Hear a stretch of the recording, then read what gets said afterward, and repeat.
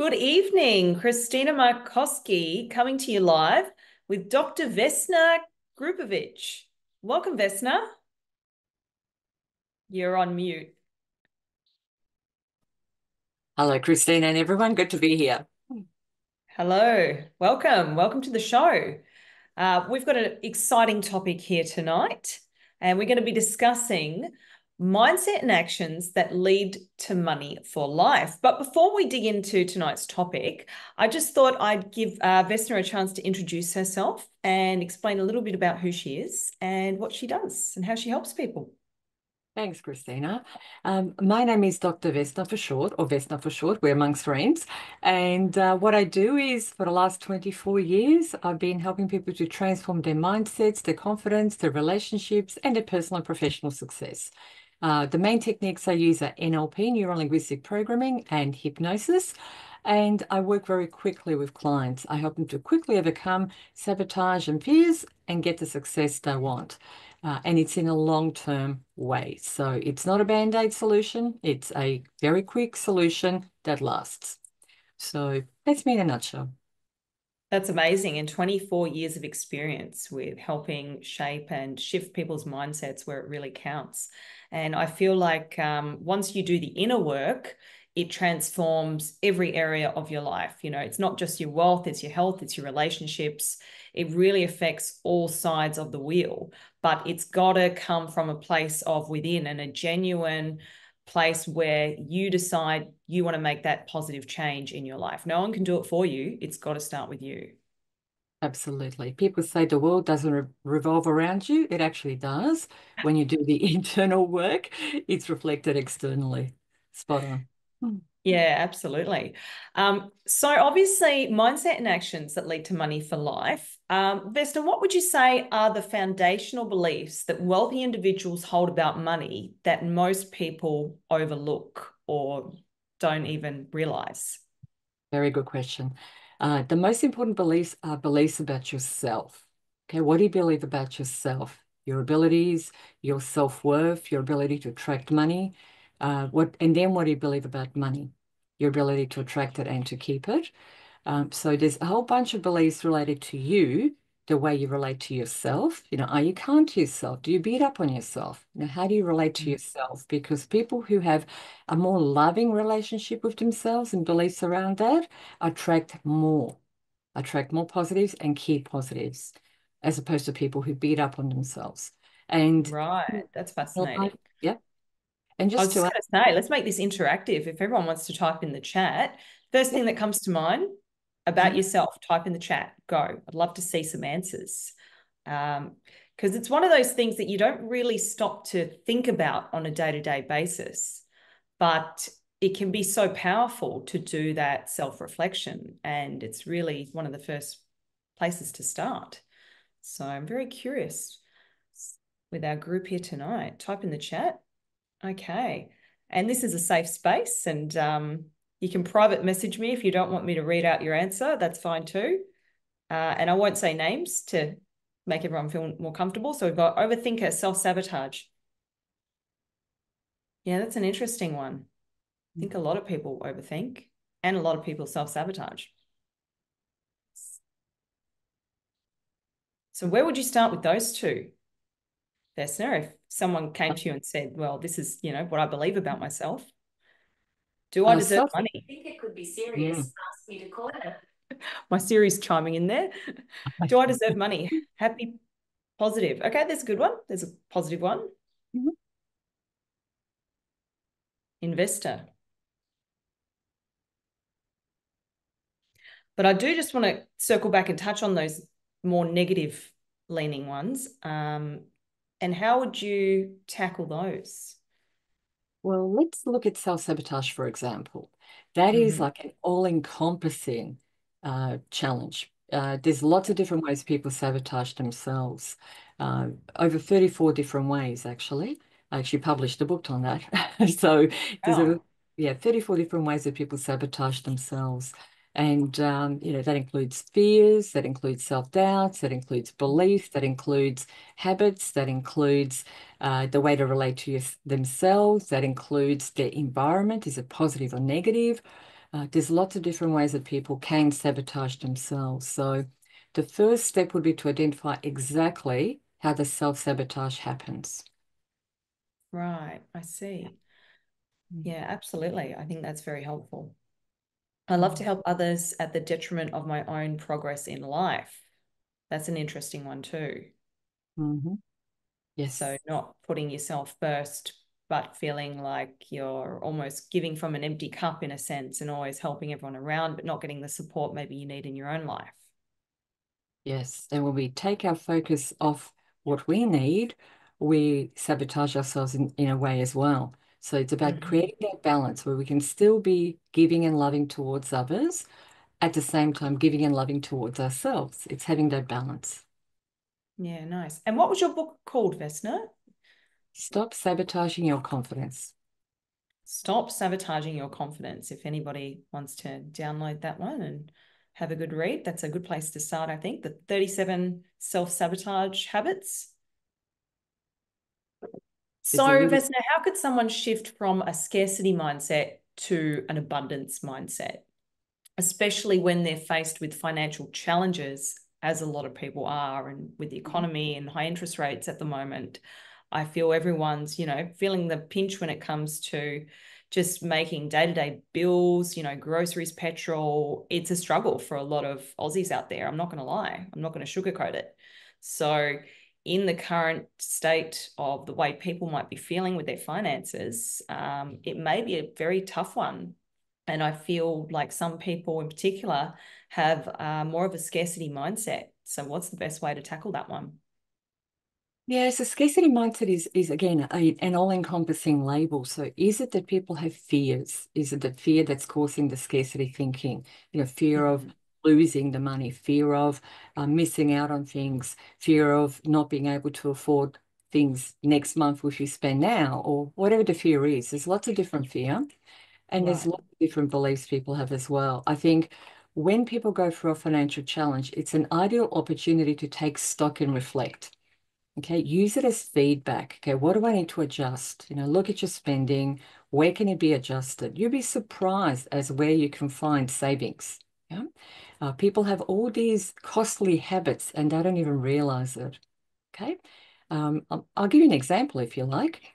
Yeah, There absolutely.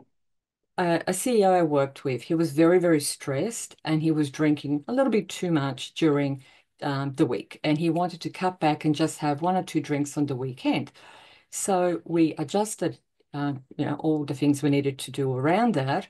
And he stopped drinking during the week and he had one or two drinks over the weekend. And it saved him over $35,000 a year when he added it up. Wow. Yeah, That's massive. the average smoker spends $15,000 a year on cigarettes, for example. So there are costly habits everywhere, takeaway, going out to dinners. Um, Mhm. so you need to really think about what's your priority. If the priority is to save, then where can you reduce the expenses to save? Yeah. Okay. Yeah, absolutely. And If, keeping mm, an Excel spreadsheet as well yeah, can be a handy way to absolutely. manage the money coming into the household versus expenses going out. So you've got a bit of a balance sheet there, and that just helps you to really, if it's written, it's real, get a handle on exactly where that money is going. Exactly. And then also pay attention to your thoughts as you're spending money, as you're saving money. Are they positive or negative? Because that'll give you a clue as to what your beliefs around money are. Ah, that's a really powerful one. Yeah. Mm.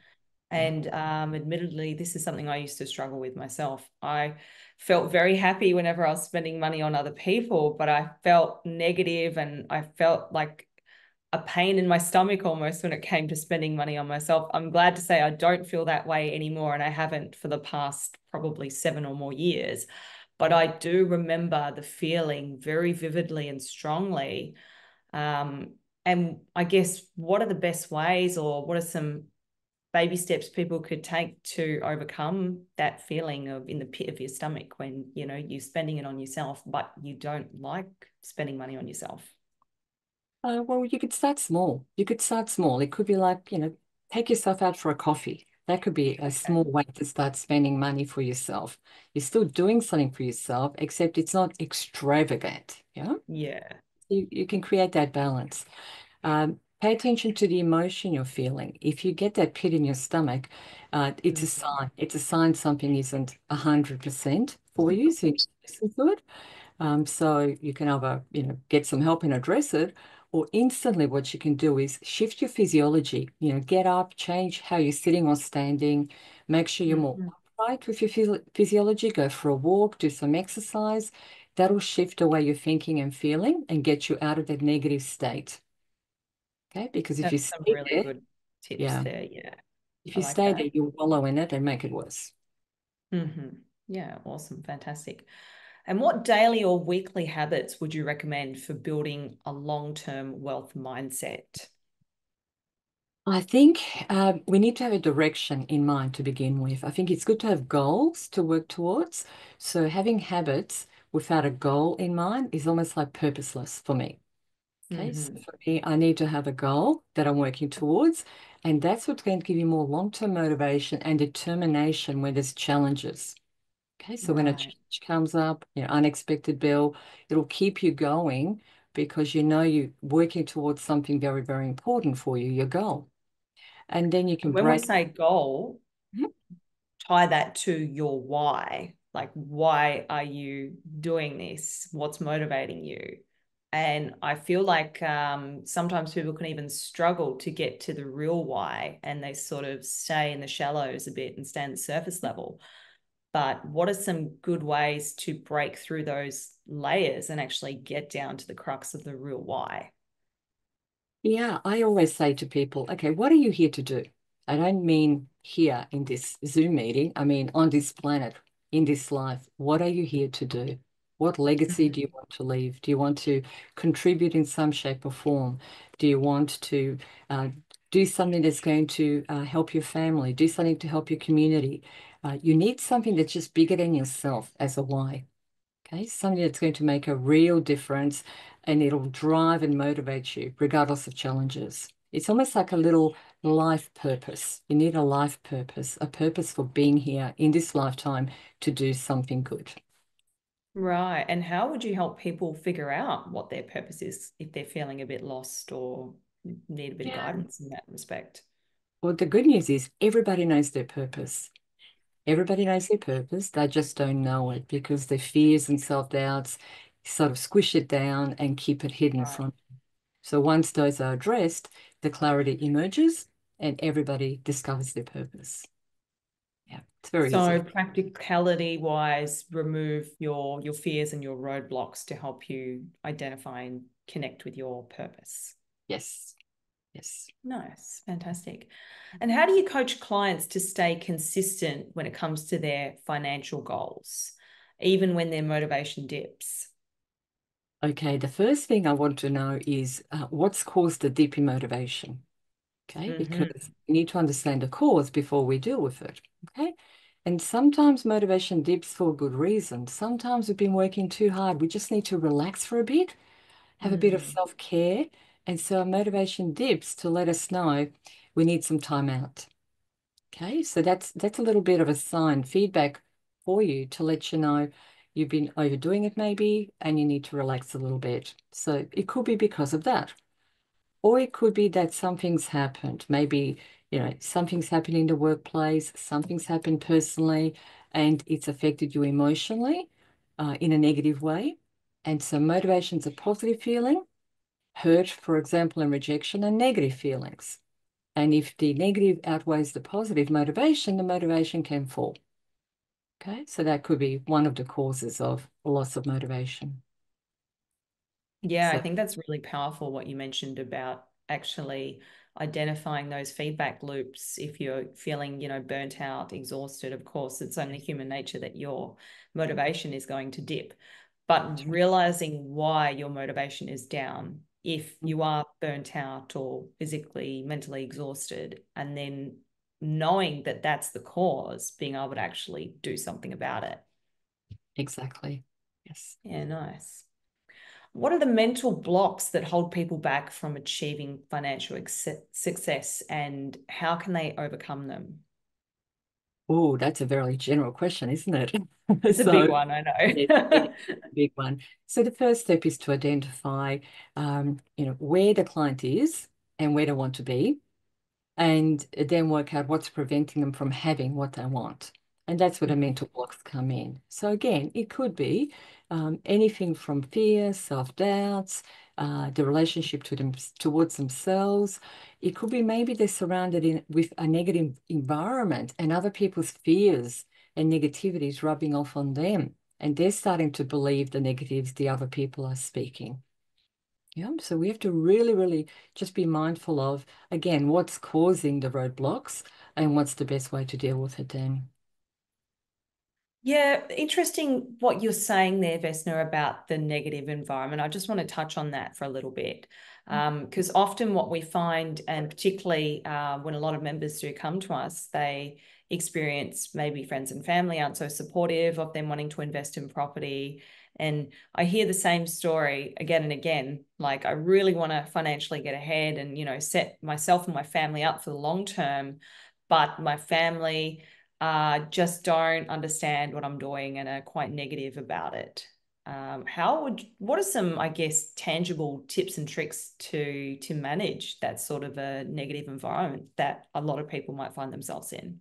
Yeah, the first thing to really realize is that other people's negativity is a reflection of their own beliefs and self-doubts. So it's all Mm. about them, okay? It's all about their view of the world and what they can or cannot achieve. So you have a choice. You can either accept that or you can reject it and believe whatever you want to believe, okay? So it's really important to avoid taking on board other people's negativity, okay? So that's the first thing. And then the second thing is, if people are being negative around you, you could there's a few strategies you could do. You could, to yourself, and please do this to yourself. Avoid doing it verbally. You may end up with a bit of a disagreement. To yourself, when people say something negative, just in your mind, just say to yourself, ignore that. Okay, and that tells Mm. your subconscious mind to ignore the negative comment that they've made. It won't go into your subconscious mind. Okay, and it'll also avoid any disagreements because sometimes it can lead to disagreement if you verbalize, a different opinion. Yeah, absolutely. And sometimes less is more. Yeah, absolutely. When you're speaking with people who might not necessarily have the common sense for the conversation. Yeah. Interesting. I think that's been really valuable. Thank you so much. We're going to wrap up our public Facebook Live and we are going to head in and dive deeper and talk to our private clients and actually unpack a lot more of this. And we've actually got some exercises that we're going to go through, and we've got a little video from George for all of our members. So thank you so much for everyone who joined us on this Facebook Live tonight. I hope that was helpful. And yeah, hope we can help you to start having some more positive mindset and actions around how to create money for life. Thank you. Bye, everyone.